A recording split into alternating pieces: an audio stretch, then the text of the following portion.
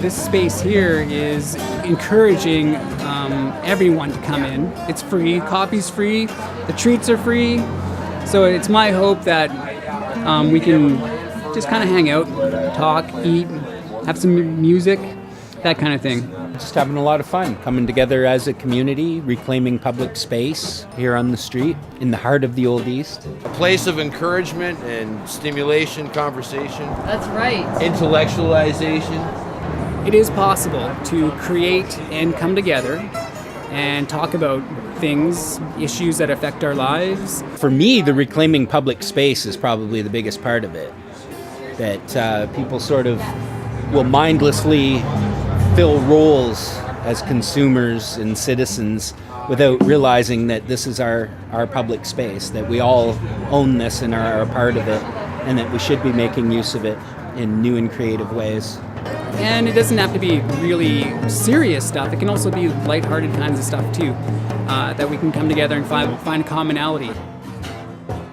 This is also reflecting the idea of the coffee house as a coming together, a place of coming together and talking. You can make art here too. We've got some drawings going on. If there's something you want to say about an issue that's going on here, then say it, write it down, or somehow manifest it, and we will hang it up. Because I want this whole space to be full of some sort of articulation of people's points of view. And in time, this will all fill up with different, statements or drawings or something like that. EVAC is the East Village Arts Co-op. It's a community resource center, but we also house art production and music shows. And today there's a bike workshop going on.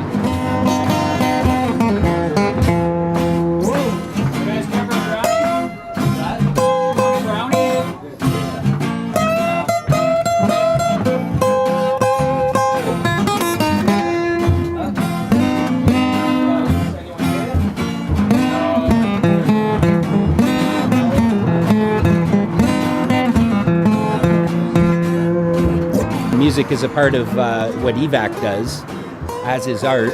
So those two things are a part of it. As well, we share a lot of radical literature. We promote Iconoclast magazine and Lynchpin and a number of other publications, and a lot of us read them and we discuss things. People here are pretty aware.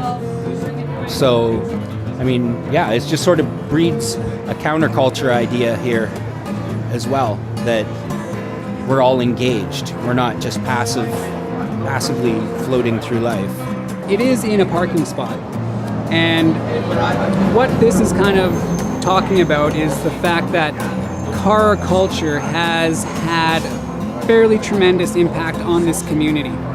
There's no local grocery stores around here. Everyone who, you gotta go to the superstore, which is way the heck down there. If you don't have a car, it's a bit of a ride, and if you have a bike, it's hard to get groceries. This is talking about, I'd say, really bad impact that car culture has had on this community.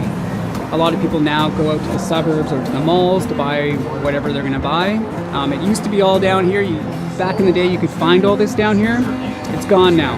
So by putting this into a parking stall, there is a certain reclamation of space, but it's also talking to the nodal points between history, the buildings, the architecture, and the car culture that has had a pretty dramatic impact on that. And we want to build up a real presence here too, which is why we're doing this every Saturday. Hopefully a very positive and creative presence in the community, and let it just build. And it'll take some time, I know that, but it will build, and we will build credit, I think, and build positive relations with the businesses and people, residents, and those who access social services in this area. You are more than welcome to come to Habermas Hole. It's located at 755 or 757 Dundas St. We are right in a parking stall. Currently we're taking 2 parking stalls, so our rent has just doubled. But and it's usually gonna go from about 10:30 to about 1:30, something like that.